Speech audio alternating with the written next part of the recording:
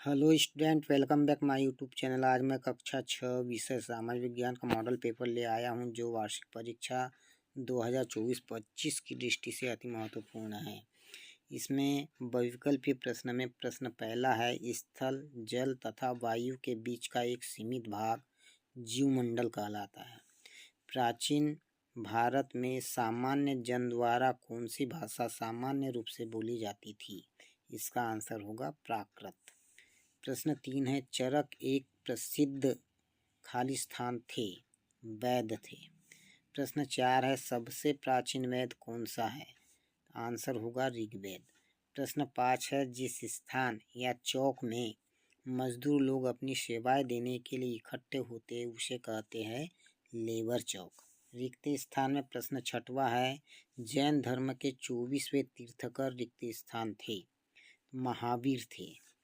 प्रश्न 7 है, भरूच का यूनानी नाम रिक्त स्थान है, तो इसका आंसर है भृगकच्छ।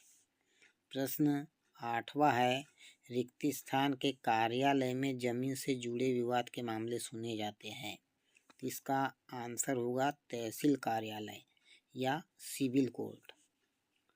प्रश्न 9 है, वह स्थान जहाँ बहुत सी दुकानें होती है उसे रिक्त स्थान कहते हैं।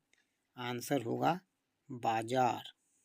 प्रश्न 10 है, रिक्त स्थान मगध का एक महत्वपूर्ण शासक था, बिंबिसार।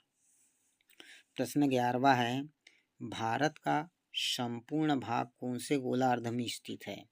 प्रश्न 12वां है, पूरा पाषाण काल को कितने भागों में विभाजित किया गया है?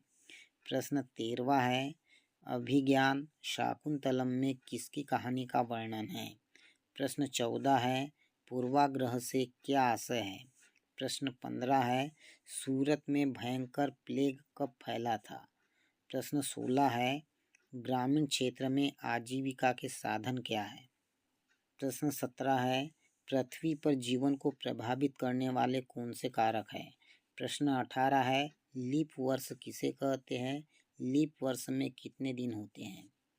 प्रश्न 19 है, हड़प्पा कालीन जल निकासी व्यवस्था की 2 विशेषताएं लिखिए। प्रश्न 20 है, किन्हीं 2 प्रसिद्ध महाकाव्यों के नाम लिखिए। प्रश्न 21 है, समीर 1 और समीर 2 में कोई 3 अंतर लिखिए। प्रश्न 22 है, मतदाता की उंगली पर स्याही का निशान क्यों लगाया जाता है? दीर्घ उत्तरीय प्रश्न में प्रश्न 23 है, भौतिक मानचित्र किसे कहा जाता है? भौतिक मानचित्र की विशेषताएं लिखिए। प्रश्न 24 है, उत्तरी मैदानों में अधिक जनसंख्या निवास करती है, क्यों? प्रश्न 25 है, मौर्य साम्राज्य के प्रशासन की प्रमुख विशेषताएं लिखिए। प्रश्न 26 है, ग्राम पंचायत के प्रमुख कार्य क्या है? लिखिए।